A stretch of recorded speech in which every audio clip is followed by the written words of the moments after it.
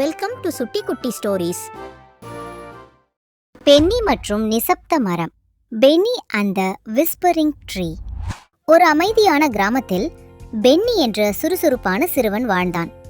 அவனுக்கு மஞ்சள் கலந்த பழுப்பு நிற முடி, புல்லால் கரைப்பட்ட முழங்கால்கள், சுட்டித்தனம் மிக்க ஆற்றல். அவனுக்கு மிகவும் பிடித்த இடம் ஆற்றின் கரையோரத்தில் அமைந்திருந்த ஒரு பெரிய பழமையான மரம். அதன் கிளைகள் விரித்து யாரையாவது கட்டிக்கொள்ள நினைப்பதைப் போல் இருந்தது. இலைகள் மெதுவாக சில்லென்ற காற்றில் அசைந்து தாலாட்டும் இசையைப் போல் ஒலித்தன. ஒவ்வொரு மாலையும் பென்னி ஓடி சென்று குறுகிய கிளைகளில் ஏறி மரத்தின் உச்சிக்கு செல்லுவான்.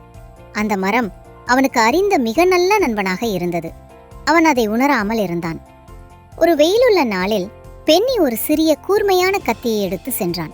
புன்னகையுடன் மரத்தின் பட்டையில் பென்னி வாஸ் ஹியர் என்று செதுக்கினான். தனது வேலையை பெருமையுடன் செய்துவிட்டு வீடு திரும்பினான்.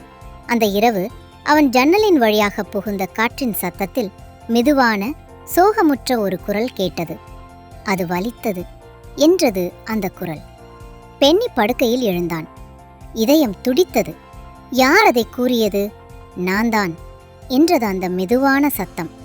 மரம்தான் பேசுகிறது என்று பென்னி விழித்தான். நீ பேசினாயா என்றான்.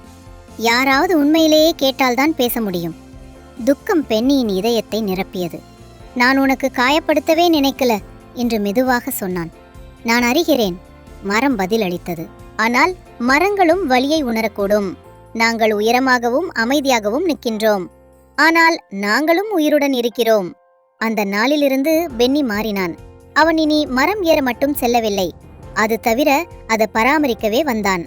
அவன் அதன் வேர்களுக்கு தண்ணீர் ஊற்றினான். சுற்றியுள்ள குப்பைகளை அகற்றினான். மரத்தின் அடியில் அமர்ந்து கதைகள் வாசித்தான். செதுக்கிய இடத்தில் ஒரு சிறிய பேண்டேட் வைத்து மெதுவாக மன்னித்துவிடு என்றான். காலங்கள் மாறின. இலையுதிர் காலம் வந்தது. பென்னி அதன் அருகில் விளையாடி மகிழ்ந்தான். உறைபனி காலம் வந்தது.